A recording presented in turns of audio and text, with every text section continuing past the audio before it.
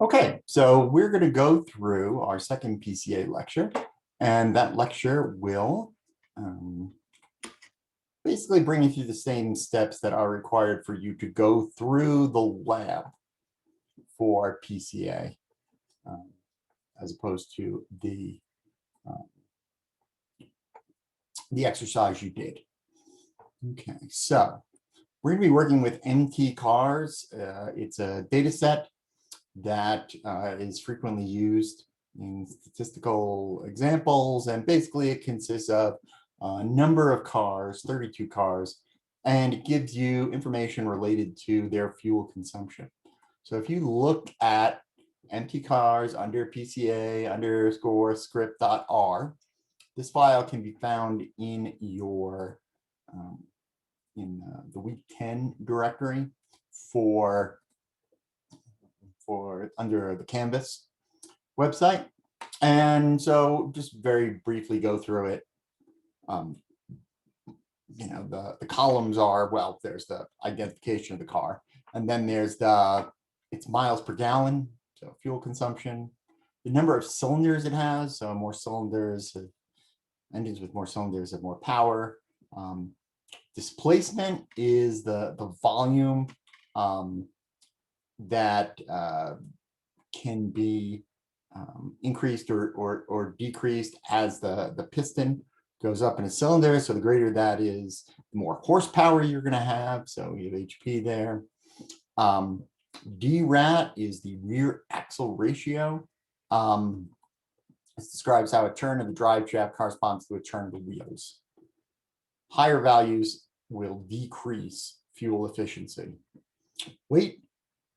The quarter mile time is QSEC.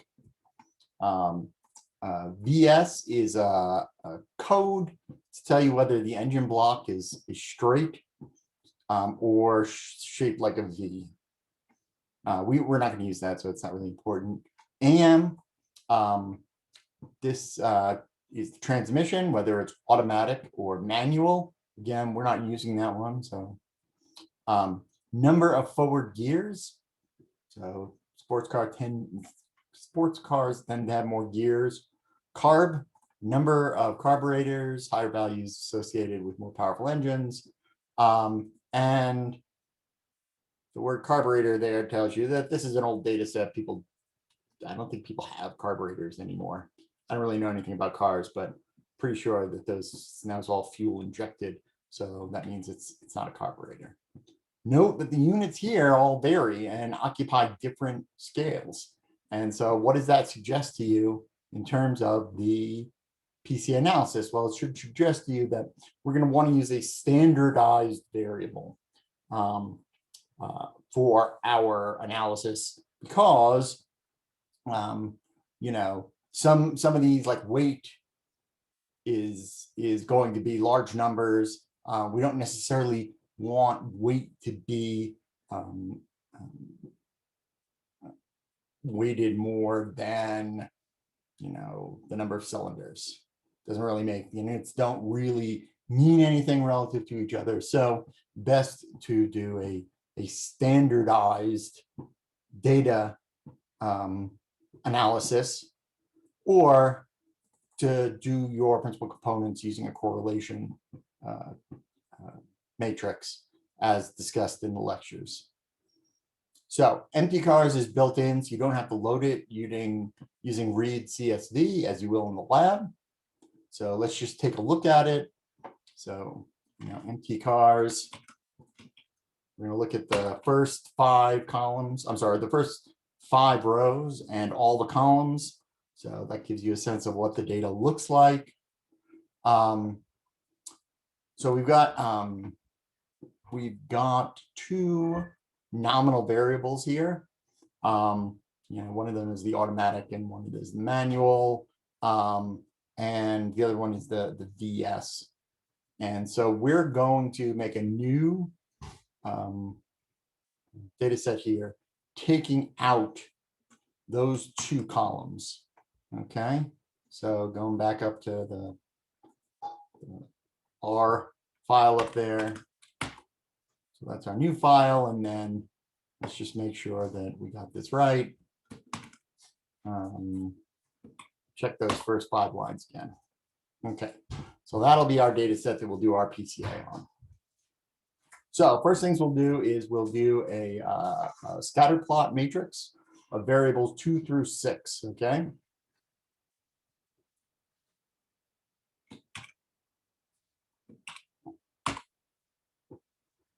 And there's 2 through 6. So cylinders, displacement, horsepower, D ratio, and weight. Okay, and we can see already that these variables are somewhat correlated. Particularly like weight and displacement, highly correlated right there. Weight and horsepower, pretty much weight and everything seems to be correlated. Heavier the car, the larger the engine in general they're putting into it. Okay, so we're going to do a little trick here to show various, to show the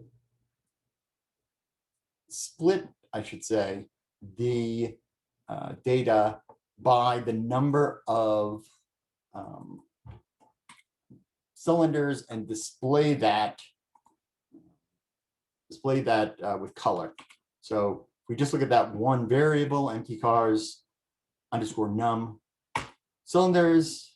So we have values between 4 and 8, 4, 6, and 8. What we're going to do is we're going to create a little vector here called color LUT, or color lookup table. And that's going to consist of the names of different colors that'll be associated with each of the cylinders. Now, since we don't have we don't have 1, 2, or 3 as cylinders, we're just going to say that we're gonna append the term black to our lookup table. That'll be the first 3 entries. So the only reason we're doing that is so that if we get a 4, okay, it's going to go through and it's going to say blah, blah, okay, 4 should be blue. 6, it's going to go through and skip over, it's going to look for the 6th element, green. And if it's 8, it's going to look for the 8th element, red. So the other way to look at this is, you just do this, like 4th one is blue, the 6th one is green, and the 8th one is red.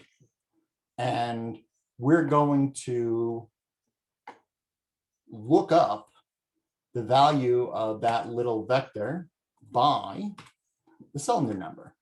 So what this is saying is take the number of cylinders and use this table to find the associated color. So when we hit this, that's what we're going to get. We're going to get greens for 6, blues for 4, and reds for 8.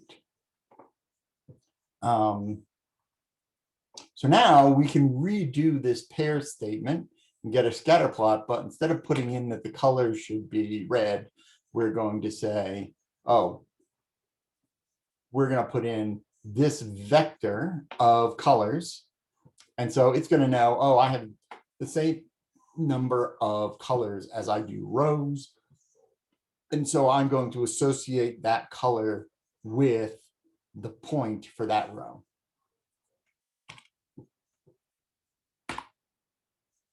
Okay, so there you can go.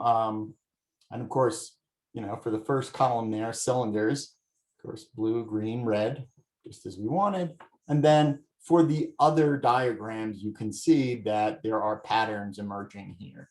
So here's horsepower, here's displacement, but within that relationship, we can see that we're going from 4 to 6 to 8, 4 to 6 to 8 cylinders there. Okay.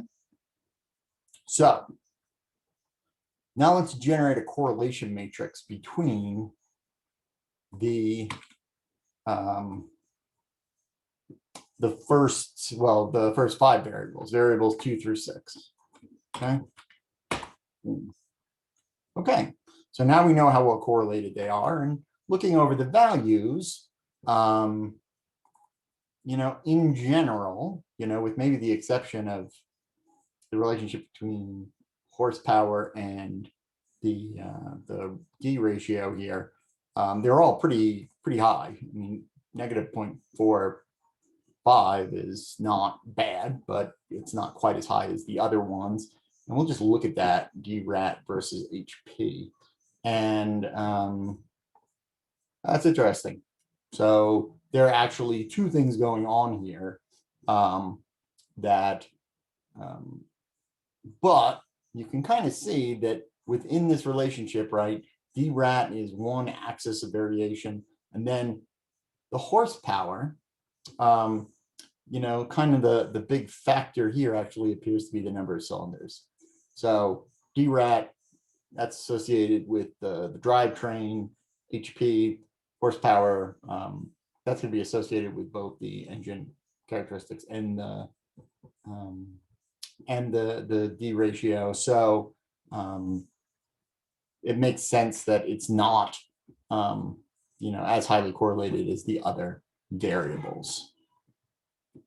So now we're going to calculate variances for, actually, they should say all variables 2 through 8.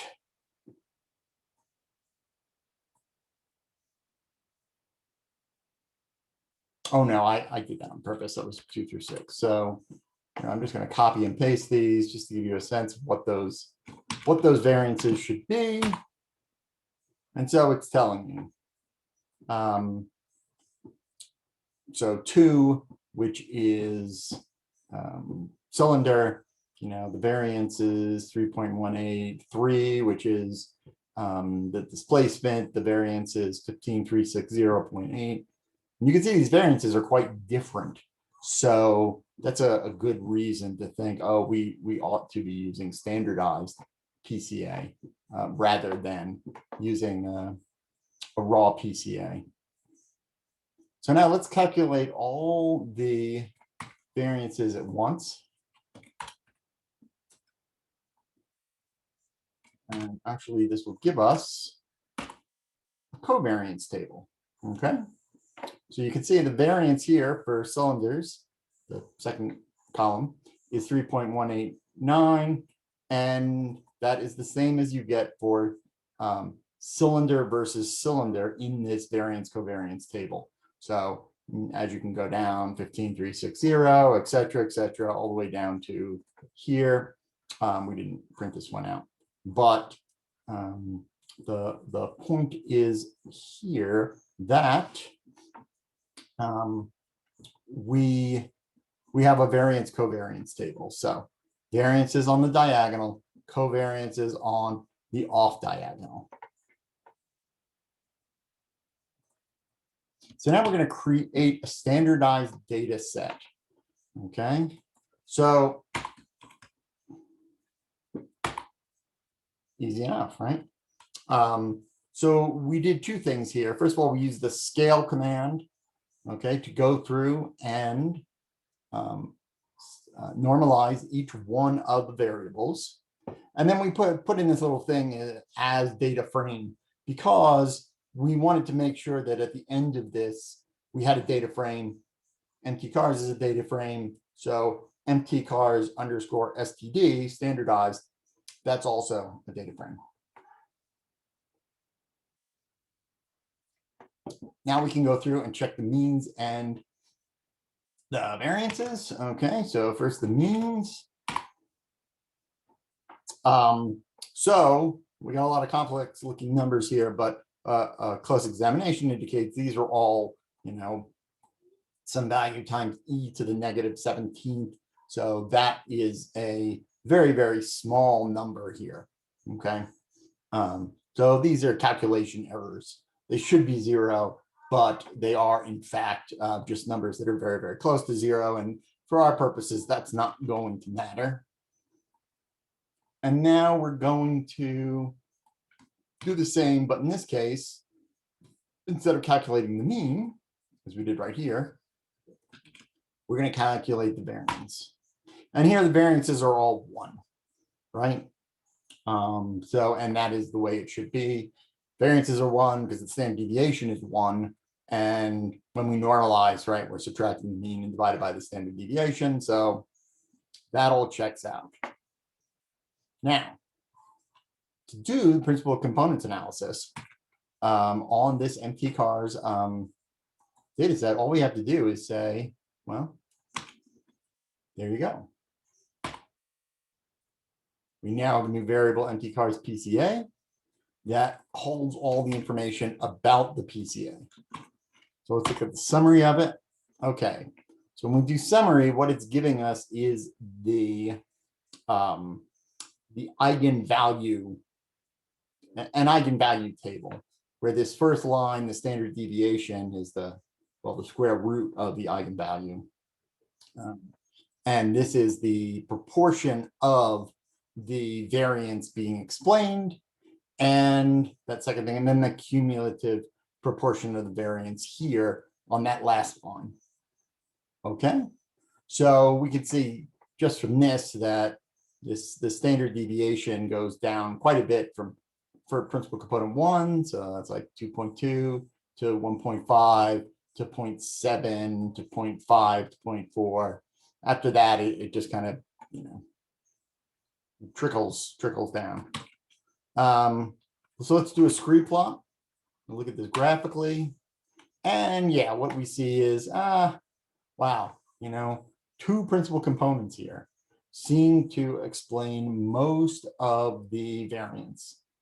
Okay, so looking at this, you know, you'd feel really confident saying, 2 principal components are explaining, back over here, 86% of the variance, and the rest of them don't, you know, they just seem to trickle out. I'm going to assume that the first 2 principal components here are actually the ones that we're interested in, just on that basis. Now, also in that MT-CARS PCA variable is going to be the rotation matrix, okay, which is closely related to the eigenvectors. And so this is the sort of the key thing. We need to read these principal components. We need to interpret them. So that first principal component is always going to summarize sort of the main tendency of the data. Okay, you know, the general way in which every variable is associated with that main tendency in the data. So I'm gonna call up, I have to remember how to do this. Is it this? Yep. I'm gonna call up here the car characteristics scatter plots again and look at these and say, okay, well, okay, so cylinders, that's PC1, that's positively correlated. So immediately once I think is, so this is going to give us some idea of the amount of power. So displacement, you know, the volume, total volume at the cylinders as they, you know, as gases expand and then are pushed back together. That's also related to power, horsepower, you know, again, clearly. And then there's a negative weight on D ratio. So again, I don't know anything about cars, so I got to go back up and I got to look at what a D ratio means. So D ratio means higher values decrease fuel efficiency. Well, that certainly seems to be consistent because, you know, we have things like horsepower going up, right? And we have the D ratio going down. So that suggests that this is associated with the sort of the total power, and you know that's going to lead to decreased fuel efficiency. Weight also increasing. Qsec, so that's the number of seconds to go a quarter mile, that is declining. So it's taking less and less time to complete that as principal component 1 goes up. And then the number of carburetors, the gear, the number of gears is going down as a function of PC1. It's kind of strange to me.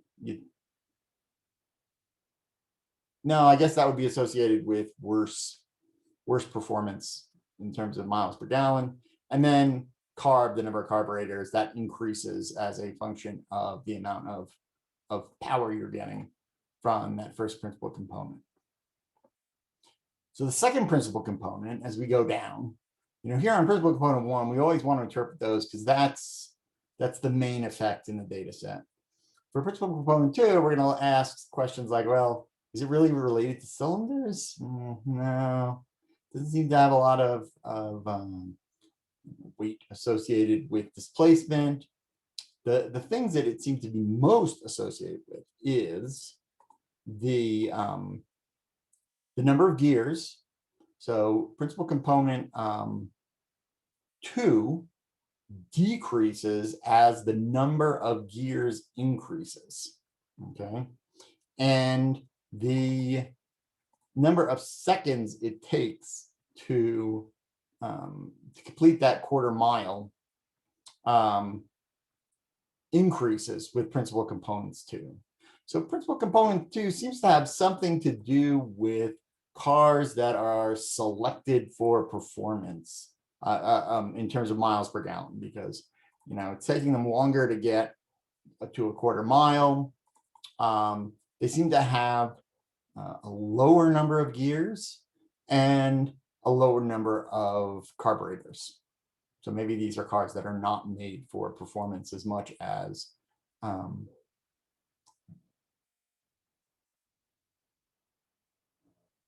ones that have a low score on PC2. So high score on PC2, larger number of carburetors, smaller number of gears, longer time to get to a quarter mile, and those are the main effects. And the rest of the principal components we see in some cases, there are high loadings on those particular principal components, but we know they don't really explain a lot of data or a lot of variance in the overall data set. So we're going to ignore them. So let's look at a biplot. So a biplot does a couple of things. A biplot, first of all, it's going to plot the PCA score for each one of the different cars, okay? And it's labeling them here in principal component with their score from principal component 1 and from principal component 2. So, the first principal component seems to be have to do something with power, okay? And here we have like a Maserati here with a high score on PC1, a Camaro, a Dodge Challenger, and down here we have like the Honda Civic and Toyota. So, although we also have a Porsche down there with lower scores on PC1. So that I don't quite understand. Okay.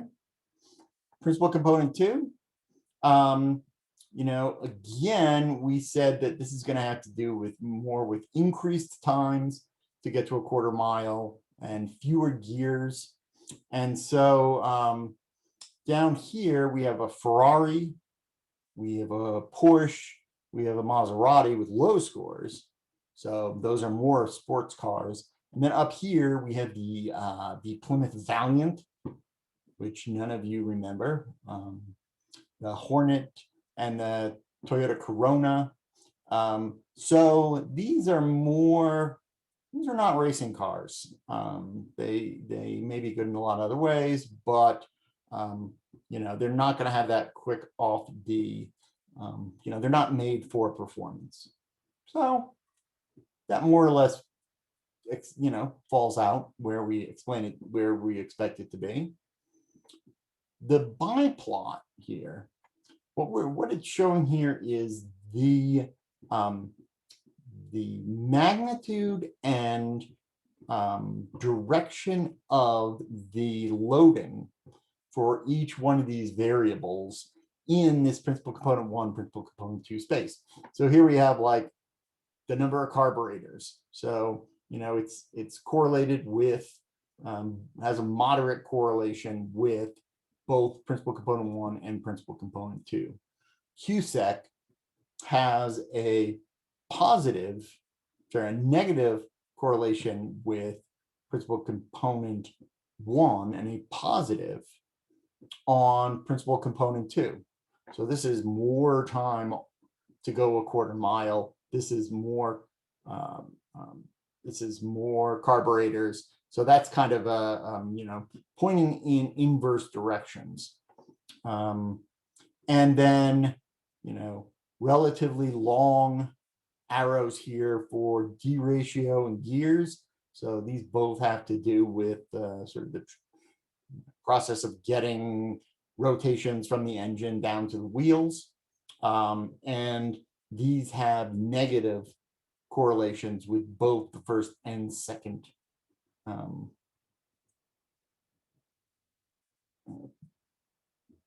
principal components.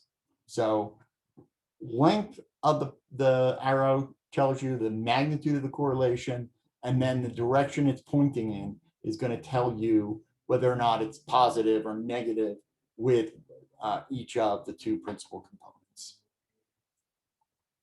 Got an example here of a right statement, so you can look at those loadings at some other time. And then just a quick plot of first principal components 1 and 2. And here, once again, I have labeled the number of cylinders and put that in color so that you can see that, that first principal component has a lot to do with what's going on in terms of the number of cylinders. The second principal component, not so much.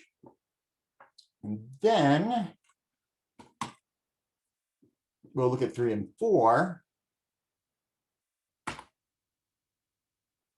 And certainly there's doesn't seem to be any kind of pattern here with the number of cylinders. And that's just to give you an idea of indexing the other principal components.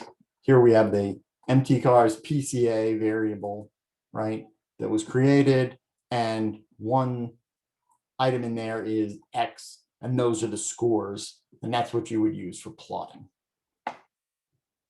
Okay, so hopefully if you go through this, it will, I believe, help you a great deal with the PCA lab.